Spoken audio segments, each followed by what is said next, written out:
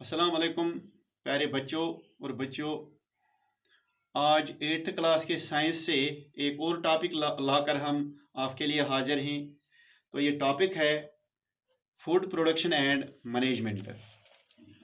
तो food production and management जो है ये थोड़ा लेंथी टॉपिक है, लेकिन हम इसके सब टॉपिक्स बनाएंगे और धीरे धीरे इसको कवर करेंगे।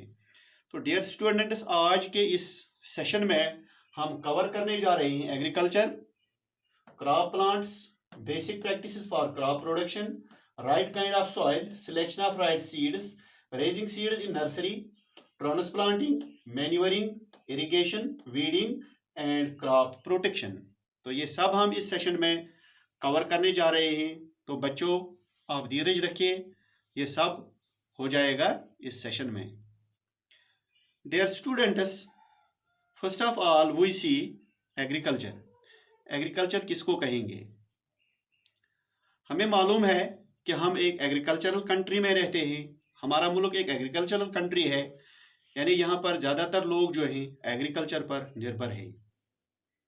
जब से दुनिया में इंसान की बुदुबाश शुरू हो गई, जब से इंसान ने दुनिया में अपने होश संभाले, तो हिंदुस्तान में या इंडिया में लोगों ने एग्रीकल्चर के साथ अपने आप को मुंसलिक किया।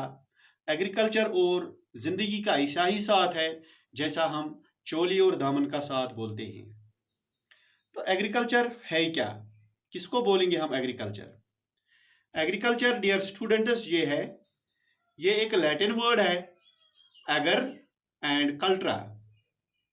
Eager means field, cultura means cultivation, यानी cultivation of fields for crops, यानी क्रॉप्स के लिए अपने फील्ड को कल्टीवेट करना एग्रीकल्चर कहलाता है। पहल जो ह्यूमन्स थे उन्होंने लर्न किया, उन्होंने कंट्रोल किया होगा आग पर। इसके बाद टूल्स बनाने शुरू कर दिए, first of all stone tools. उसके बाद धीरे धीरे उसने मेटल के टूल्स बनाने सीख लिए, अपने हाउसेस बनाने सीख लिए, अपने लिए शेल्टर बनाना सीख लिया, एनिमल्स की स्किन को अपने लिए क्लोथिंग का इस्तेमाल किया। तो धीरे धीरे उसने देखा कि अब एग्रीकल्चर भी सीखना है, तो धीरे धीरे उसने एग्रीकल्चर भी सीख लिया। एग्रीकल्चर जो है ये हमें जिंदगी की बहुत सारी जरूरियात देता है। हमें बेसिक 3 नीड्स प्रोवाइड करता है, क्लोथिंग प्रोवाइड करता है, फूड प्रोवाइड करता है और शेल्टर प्रोवाइड करता है। These are basic 3 needs. इसके अलावा एग्रीकल्चर से हमें और बहुत सारी चीजें मिलती हैं। For example we get medicines, different kinds of medicines we get from agriculture, we get from these plants। इसी तरह हम बहुत से रोगन्स हासिल करते हैं, हम बहुत से जूस निकालते हैं, हम बहुत से इसी तरह बहुत से पेंट निकालते हैं। ये बहुत सारी चीज़ें एग्रीकल्चर से बेसिक नीड्स के अलावा भी हमें मिल जाती है। हम अगर देखें तो हमारी ज़िंदगी जो है पूरी की पूरी जो है एग्रीकल्चर के साथ मुंसलिक है। एग्रीकल्चर के बगैर हमारा जीना मुमकिन नहीं है। एग्रीकल्चर जो है इसका मेन पर्पस होता है क्रॉप्स। क्रॉप्स होते हैं, फसल जिनको बोलते हैं।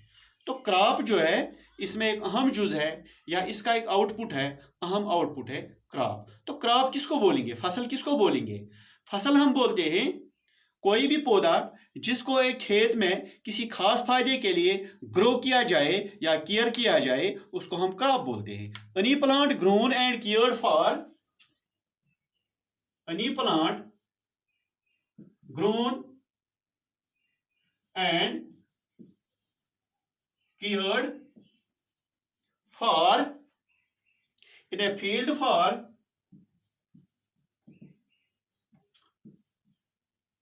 in a field for some output is called a crop or a crop plant। इसको हम बोलते हैं फसल या इसको बोलते हैं क्रॉप प्लांट। हिंदुस्तान आपको मालूम है एक एग्रीकल्चरल कंट्री है। 70% जो इसकी पॉपुलेशन है वो डायरेक्टली एग्रीकल्चर के साथ रिलेटेड है, वो मुंसलिक है। तो इतनी बड़ी आबादी का मुल्क, इतनी बड़ी पॉपुलेशन जो है एग्रीकल्चर के साथ मुंसलिक है, तो यकीनी तौर पर मुख्तलिफ किस्म की वेराइटीज ऑफ क्रॉप्स हमारे यहाँ पर पाई जाती होंगी। तो ये क्रॉप्स जो हैं कितनी वेराइटीज की, for example we have cereals in our country, rice है, व्हीट है, मेज है, बार्ली है। फाइबर क्रॉप्स में कॉटन, जूट। पल्सेस में gram, different kinds of grams हैं।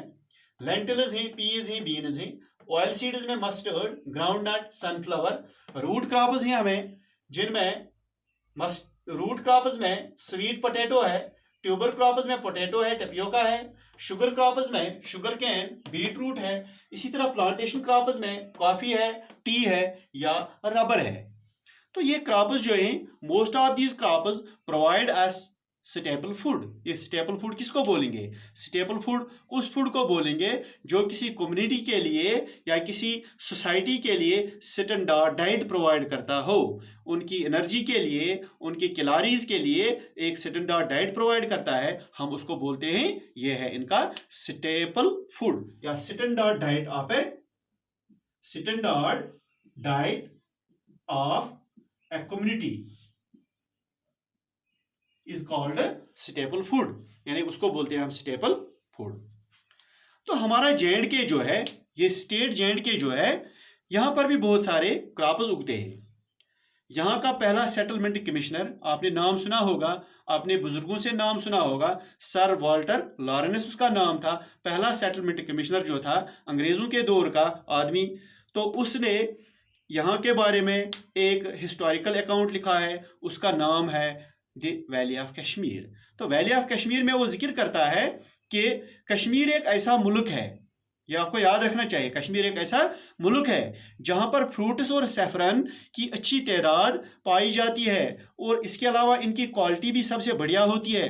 वो कहता है कि दुनिया में कोई ऐसा मुल्क नहीं है जहां कश्मीर जैसी फसलों के लिए सहूलियात पाई जाती हों। ये sir Walter Lawrence, first settlement commissioner, mention करते हैं अपनी किताब में द वैली ऑफ कश्मीर में। वो यहाँ के सेब, एप्रिकॉट, आलमंड्स, रसबेरी, अंगूर, नाशपाती, पीच, पलम, मलबरी, वॉलनट्स का जिक्र करते हैं और इन फ्रूट्स को के बारे में कहता है कि लिखता है कि इन फ्रूट्स को आसानी के साथ यहाँ पर उगाया जाता है। ये सब उसने अपनी किताब में, पहले ही मैंने बताया, द वैली ऑफ कश्मीर में लिखा है। देखिए डियर स्टूडेंट्स, क्रॉप्स का जिक्र हमने किया। क्रॉप उगाना कैसे किया जाता है, क्रॉप्स को तैयार कैसे उगाया जाता है, तो इसके लिए कुछ प्रैक्टिसेस का होना ज़रूरी है। एक अच्छी और वाफिर फसल हासिल करने के लिए, अच्छे क्रॉप्स हासिल करने के लिए कुछ कंडीशंस का होना लाजमी है। तो ये कौन सी कंडीशंस हैं? First of all, right kind of soil. Right kind of soil, right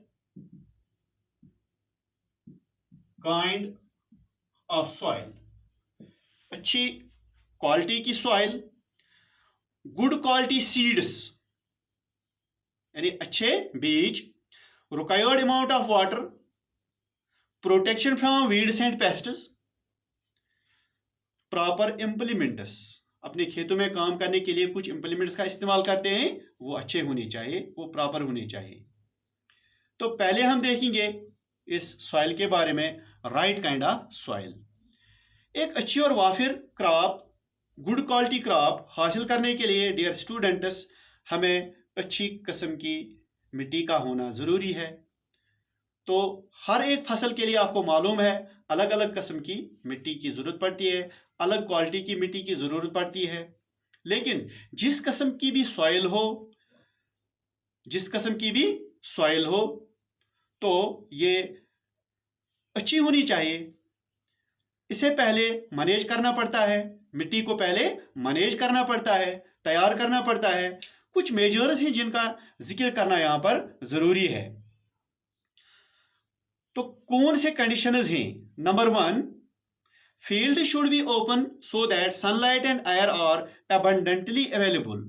यानी हमारा खेत जो है वो घिरा हुआ नहीं होना चाहिए, वो बिल्कुल ओपन होना चाहिए ताकि जो सनलाइट आ जाए, सनलाइट अबंडेंटली अवेलेबल हो जाए। सनलाइट तो आपको मालूम है फोटोसिंथेसिस के लिए ज़रूरी है, तभी जो पौधे होते हैं वो अपनी ग़िज़ा बनाते हैं। Field should be protected from stray animals that में डिस्ट्रॉय द क्रॉप्स। जो स्ट्रे एनिमल्स होते हैं उनको दूर रखने के लिए इसको प्रोटेक्ट करना जरूरी है।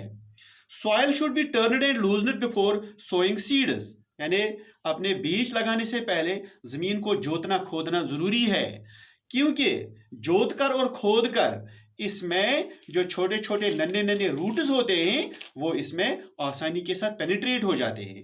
Soil should contain sufficient nutrients, मिट्टी के अंदर न्यूट्रिएंट्स की अच्छी खासी तादाद होनी चाहिए।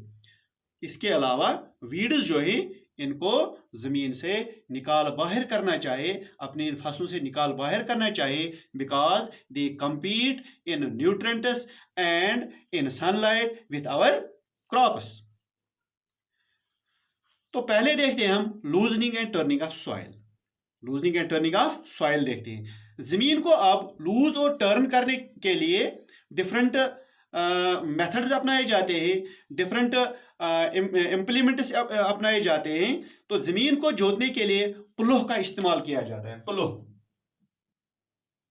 तो पहले जमाने में लकड़ी का प्लोह हुआ करता था, आजकल लोहे का प्लोह इस्तेमाल होता है। लेकिन आजकल हम देखते हैं कि ट्रैक्टर का इस्तेमाल किया जाता है। ट्रैक्टर जो है ये एक व्हीकल है, ये एक मोटर व्हीकल होती है। ऐसा आपने देखा होगा, आपको मालूम होगा, this is a motor vehicle used to pull heavy machine like ploughers, drills and trolleys. This is an agricultural equipment. ये एग्रीकल्चर के लिए खास तौर पर बनाया गया है। सॉइल को जोतने के बाद लेवल किया जाता है ताकि पानी की हमवार तकसीम हो जाए। अर्थवर्म जो है एक ऐसा कीड़ा है, एक ऐसा जो क्रिएचर है जो जमीन में छोटे छोटे सुराग बनाता है, छोटे छोटे बिल्ले बनाता है। तो ये भी इस जमीन को जोतने का काम करता है। डियर स्टूडेंट्स, हमारे J&K में डिफरेंट वेराइटीज ऑफ सॉइल्स हैं। हमारे पास 8 वेराइटीज ऑफ सॉइल्स हैं। हमें है एक किस्म है, इसको गुरटी बोलते हैं, गुरटी। दूसरी किस्म है बहिल, इसको लूमी बोलते हैं। सेकिल, सैंडी। चौथी है सुरजमीन। पांचवी है डजनलैंड। छठी है नंबल। सातवीं है रात फ्लोटिंग, जो इस झील के सतह पर बनाए जाते हैं। आठवीं है करीवाज। लद्दाख में अगर देखेंगे तो वहां पर ग्लेशियल एंड माउंटेनियस सॉइल पाई जाती है। अब देखते हैं selection of right seeds. Seeds को देखते हैं। तो सीड का होना जरूरी है, सीड के बगैर फसल का होना नामुमकिन है।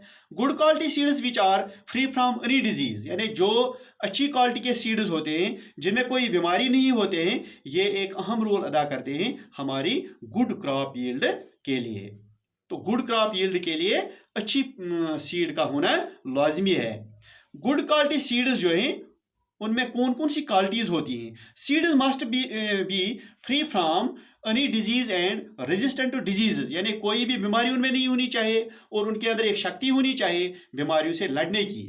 दे should be viable to germination, यानी इनमें आसानी के साथ जर्मिनेशन होनी चाहिए। जर्मिनेशन तो ये बायोलॉजी का टॉपिक है, तो ये आगे पढ़ने को आपको मिलेगा। They must be obtained from a healthy crop या हेल्दी प्लांट, एक सेहतमंद प्लांट से ये हासिल होनी चाहिए। जब सीड्स को सिलेक्ट किया जाता है, अब उसे सो करना होता है, जमीन में लगाना होता है। हमारे पास 2 तरीके हैं जिनकी मदद से हम सीड्स को सो करते हैं। एक है ब्रॉडकास्टिंग। ब्रॉडकास्टिंग तो देखिए, हाथों से सीड्स को स्कैटर करना ब्रॉडकास्टिंग कहलाता है, यानी अपने हाथों से सीड्स को स्कैटर करना अपने फील्ड में। Scattering seeds by hand in a field is called broadcasting, यानी अपने हाथों से फील्ड में सीड्स को स्कैटर करना ब्रॉडकास्टिंग कहलाता है। तो मशीनों के जरिए भी कुछ मुल्कों में ब्रॉडकास्टिंग की जाती है। तो ये था ब्रॉडकास्टिंग पहला तरीका। दूसरा है सीड ड्रिल। सीड ड्रिल एक किस्म का बाउल होता है, इसके साथ एक ट्यूब होती है, तो जो प्लोह के साथ अटैच होता है। तो जब प्लोह चलती है तो सीड्स जो है एक एक करके जमीन में गिरते हैं। इस तरह जो सीड्स हैं वो रोज में लग जाते हैं। तो अब आते हैं हम सीड नर्सरी पर। सीड नर्सरी किसको बोलते हैं? देखिए पैडी जो है, आजकल पैडी का दौर चल रहा है। पैडी का या कुछ जो वेजिटेबल्स हैं, हम उनको एक छोटे से नर्सरी पैच में या ज़मीन के एक पैच में लगाते हैं। वहाँ पर इनकी अच्छी तरह केयर की जाती है। कुछ वक्त के बाद उन्हें पैच या नर्सरी से निकालकर खेत में ट्रांसप्लांट किया जाता है। तो इस जो सीडलिंग्स होते हैं, इनको नर्सरी से या उस जमीन के पैच से निकालकर एक बड़े लैंड में ट्रांसफर करने को इसको बोलते हैं ट्रांसप्लांटिंग। इस तरीके से इन पौधों के रूट जमीन के अंदर तक जाते हैं और हमें जमीन को तैयार करने के लिए थोड़ा बहुत वक्त भी मिलता है, जब तक ये सीड्स हमें सीडलिंग्स में कन्वर्ट हो जाते हैं। इस तरीके से हमें एक अच्छी क्रॉप यील्ड भी मिलती है। तो दूसरी खासियत यह है कि हम अपनी मर्जी से इन सीडलिंग्स को बाद में ट्रांसप्लांट करते हैं रोज़ में। तो रोज़ में ट्रांसप्लांट करने से इनको अच्छी तरह धूप भी मिलती है, और धूप ज़रूरी है, आपको मालूम है, इसके लिए इस फोटोसिंथेसिस के लिए भी ज़रूरी है। और दूसरी बात यह है कि न्यूट्रिएंट्स जो हैं वो भी इनको मिलते रहेंगे। तो न्यूट्रिएंट्स जो हैं वो कैसे हम प्रोवाइड करते हैं, तो इसको बोलते हैं मैन्यूरिंग। क्या बोलते हैं इसको? मैन्यूरिंग। देखिए, हम अपने फील्ड में लगातार क्रॉप्स लगाते हैं, तो सॉइल में मौजूद जो न्यूट्रिएंट्स होते हैं, जिनसे हम हमारी क्रॉप यील्ड जो है बढ़ जाती है इन न्यूट्रिएंट से, लेकिन लगातार फसल लगाने से उन न्यूट्रिएंट्स की तादाद घट जाती है। इससे हमारी जो क्रॉप यील्ड है वो कम हो जाती है, इस पर बैड इफेक्ट पड़ता है। तो इसलिए हम इस फील्ड को यहाँ से आर्टिफिशियली ये न्यूट्रिएंट्स ऐड करते हैं, तो इसको बोलते हैं मैन्यूरिंग। क्या बोलते हैं इसको? मैन्यूरिंग। मैन्यूर्स क्या होते हैं? ये ऑर्गेनिक मैटर होता है, ये हमारे क्रॉप्स के लिए ज़रूरी न्यूट्रिएंट्स प्रोवाइड करते हैं। इनसे हमारी ज़मीन में पानी को होल्ड करने की कैपेसिटी भी बढ़ जाती है। तो कुछ मशहूर किस्म के मैन्यूअर्स हमारे पास हैं। हमारे पास फार्म यार्ड मैन्यूअर है, हमारे पास ग्रीन मैन्यूअर है, हमारे पास कंपोस्ट है, इसी तरह सी मैन्यूअर है या पोल्ट्री मैन्यूअर है। तो ये सारे मैन्यूअर्स जो हैं हमारी सॉइल की फर्टिलिटी को बढ़ाते हैं, हमारे सॉइल के अंदर न्यूट्रिएंट्स की तादाद बढ़ाते हैं। तो फार्म यार्ड मैन्यूअर जो होता है, इसमें स्ट्रा होता है, घास के लीव्स होते हैं इसमें, इसी तरह वेजिटेबल पील्स होते हैं इसमें एनिमल एक्सक्रीटा होता है, या इसमें डिफरेंट जो फ्रूट्स होते हैं उनके पील्स होते हैं। तो ये सड़कर इस डायरेक्टली हम अपने खेतों में लगाते हैं। ग्रीन मैन्यूअर, कुछ फसल इसीलिए उगाए जाते हैं। ग्रीन मैन्यूअर किसको बोलते हैं? कुछ फसल जो है हम इसीलिए उगाते हैं कि बाद में जब वो तैयार हो जाते हैं इनको मिट्टी के साथ मिलाया जाता है। For example we have cluster beans, या हमें हॉरस ग्रेम है, क्या इसी तरह काउपी हैं, वो हम इसीलिए उगाते हैं, जब वो तैयार हो जाते हैं तो ज़मीन के साथ मिलाते हैं। ज़मीन में उनसे मिलने से उनकी जो न्यूट्रिएंट वैल्यू है वो बढ़ जाती है। कंपोस्ट एक और किस्म की जो मैन्यूअर है, घरों से जो कुछ भी ऑर्गेनिक वेस्ट निकलता है और कैटल एक्सक्रीटा जो निकलता है, इसको जमीन के नीचे एयर टाइट पिट्स में बंद किया जाता है, जो बाद में कंपोस्ट कहलाता है। यानी जब वो सड़ जाता है इसको कंपोस्ट कहते हैं। तो कंपोस्ट को निकालकर डायरेक्टली हम खेतों में इसको लगाते हैं। इससे हमें जो हमारी जो ज़मीन होती है, सॉइल जो होती है, वो इनरिच हो जाती है ये ज़रूरी न्यूट्रिएंट से। एक और तरीका हमारे पास है हमारे इस ज़मीन को इनरिच करने के लिए न्यूट्रिएंट से, वो है फर्टिलाइजर्स। फर्टिलाइजर्स जो हैं दे आर आर्टिफिशियल केमिकल्स और आर्टिफिशियल न्यूट्रिएंट्स। तो हमारे पास जो फर्टिलाइजर्स हैं उनमें फास्फोरस है, नाइट्रोजन है या पोटाश फर्टिलाइजर्स हैं, वो हमारे इस ज़मीन को, हमारी इस सॉइल को एसेंशियल न्यूट्रिएंट्स प्रोवाइड करते हैं। देखिए, जो फर्टिलाइजर्स हैं दे आर केमिकल्स जो हैं इनका हद से ज़्यादा इस्तेमाल हमारे फसलों के लिए बहुत ही नुकसानदेह होता है। इसलिए इनका इस्तेमाल जो माहिरीन होते हैं, जो एक्सपर्ट्स होते हैं, या जो अपनी सॉइल होती है, सॉइल की टेस्टिंग के बाद ही इनका इस्तेमाल करना चाहिए। कितना, किस हद में करना चाहिए, किस फर्टिलाइज़र का इस्तेमाल कितना करना चाहिए।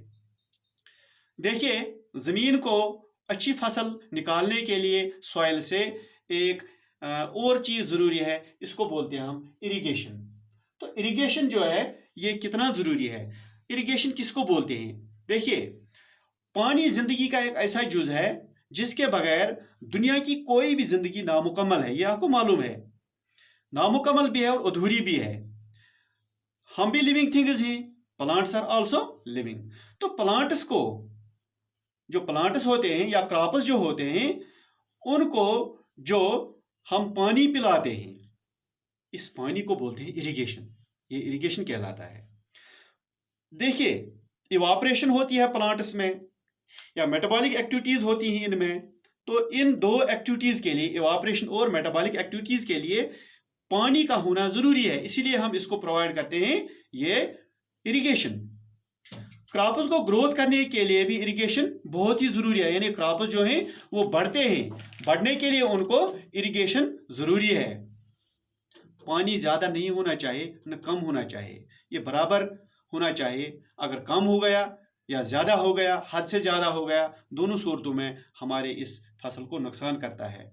पैडी के लिए पानी की एक ज्यादा तादाद होनी चाहिए। हम पैडी को जो है 2-3 महीने तक इसको पानी में सबमर्ज रखते हैं। पानी इसके इर्द गिर्द हम एक बंड बनाते हैं जिसको कश्मीरी में बैर बोलते हैं। तो वो बैर जो है या वो बंड जो है वो पानी को इस खेत में रोकने के लिए बहुत ही अहम रोल अदा करता है। प्यारे बच्चों, क्या आपको मालूम है पानी जो है हमारे J&K स्टेट में कैसे इन फसलों को पहुंचाया जाता है, इन क्रॉप्स को पहुंचाया जाता है? हमारे पास कैनाल्स, इरिगेशन कैनाल्स हैं, हमारे पास वेल्स हैं, टैंक्स हैं, ट्यूबवेल्स हैं, डंगरी वेल्स हैं, हमारे पास रिवर्स हैं, पूल्स हैं। लेकिन कैनाल इरिगेशन जो है ये बहुत ही अहम है हमारे इस J&K स्टेट में। तो जम्मू के प्रोविंस में देखेंगे हमारे पास रणवीर कैनाल है, प्रताप कैनाल है, कठवा कैनाल है, तवी कैनाल है, ददर कैनाल है। इसी तरह हमारे इस कश्मीर के रीजन में मटन कैनाल है, जनगेर कैनाल है, लाल कोल है, बड़ी कोल है, इसी तरह सुंबल कोल है, नंदी कोल है, अवंतीपोरा कैनाल, जैनापुरा कोल, ऋषिपोरा कैनाल। ये कैनाल्स जो हैं हमारे इस कश्मीर में बहुत ही मशहूर हैं। ये जियोग्राफिकल पॉइंट ऑफ व्यू के लिए भी आपके लिए ज़रूरी है और general knowledge point of view के लिए भी आपके लिए ज़रूरी है। तो इसके बाद आते हैं हम वीडिंग पर। तो वीडिंग जो है, वीड किसको बोलते हैं? Undesirable plants that grow in our crop fields and compete with crops for nutrients and sunlight are called weeds। यानी ये वो गैर जरूरी पौधे होते हैं जो हमारे फसलों के साथ उगते हैं, जो हमारे फसलों के साथ compete करते हैं सूरज की रोशनी के लिए और न्यूट्रेंट्स के लिए, हम इनको बोलते हैं weeds। तो ये घास फूस जिनको weeds बोलते हैं, इनको हमें अपनी इस फील्ड से निकालना जरूरी होता है। अगर नहीं निकालें तो हमारे जो फील्ड्स होते हैं इनमें क्रॉप्स की जो प्रोडक्शन होती है वो बहुत ही इफेक्टेड होती है, कम होती है। इनको या तो हाथों से मैनुअली, हो एक आला है या एक आला एक और है, इसको हारो बोलते हैं, इनसे निकालते हैं, या तो मैनुअली इनको निकाला जाता है या इनको केमिकल्स से डिस्ट्रॉय किया जाता है। तो इन केमिकल्स को बोलते हैं, they are called weedicides. Weedicides क्या है? Weedicides are chemicals used to destroy weeds in our fields. यानी ये वो केमिकल्स होते हैं जो हमारे फील्ड्स में वीड्स को डिस्ट्रॉय करने के लिए इस्तेमाल किए जाते हैं। तो बहुत सारे वीडिसाइड्स हैं। For example we have two four dichlorophenoxy acetic acid. इसी तरह हमारे पास है सिमाजीन। अब आते हैं क्रॉप प्रोटेक्शन पर। हमारे फसल की पैदावार तभी अच्छी और वाफिर होगी जब हमारे क्रॉप्स जो हैं ये डिजीज और पेस्ट से साफ रहें और फ्री रहें।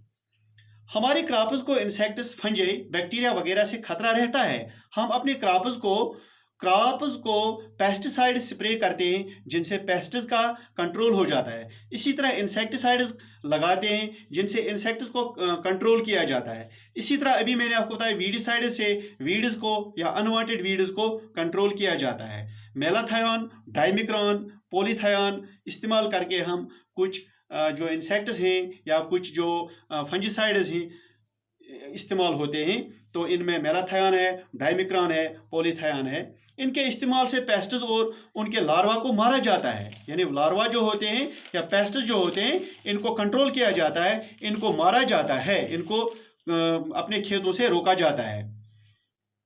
पेस्टिसाइड्स को या तो डस्टिंग से लगाया जाता है या तो स्प्रे से लगाया जाता है। हमें चाहिए कि इन केमिकल्स का इस्तेमाल सोच समझ कर करें और ख़ास वक्त पर ही करें।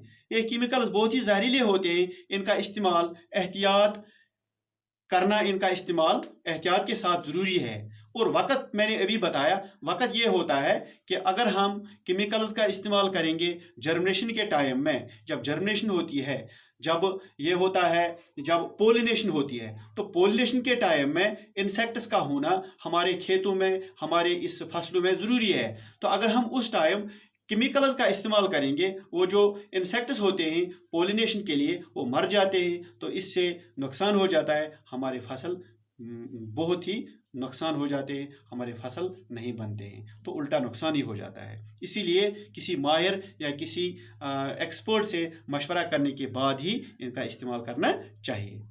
हमारे पास जो एग्रीकल्चरलिस्ट्स होते हैं या हमारे पास जो एग्रीकल्चर डिपार्टमेंट होता है, उनके साथ रब्ता किया जा सकता है।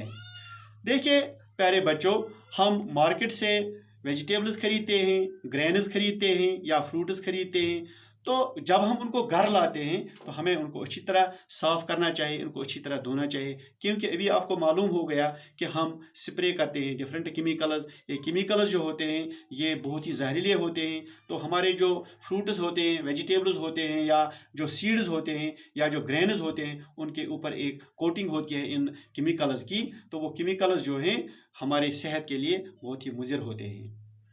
प्यारे बच्चों, आपको मालूम है हम अपने खेतों को जो फसल तैयार होती है, तो फसलों को बहुत चीज़ों से महफूज रखने के लिए बहुत से हरबे करते हैं। एक हरबा हम करते हैं स्केयर क्रो। स्केयर क्रो वो होता है, इससे हम अपने खेत में जब फसल तैयार होती है, इन फसलों को परिंदों से बचाते हैं।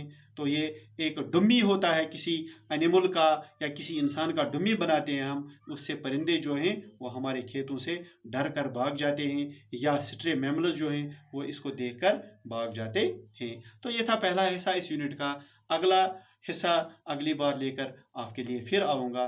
Thank you for watching this video.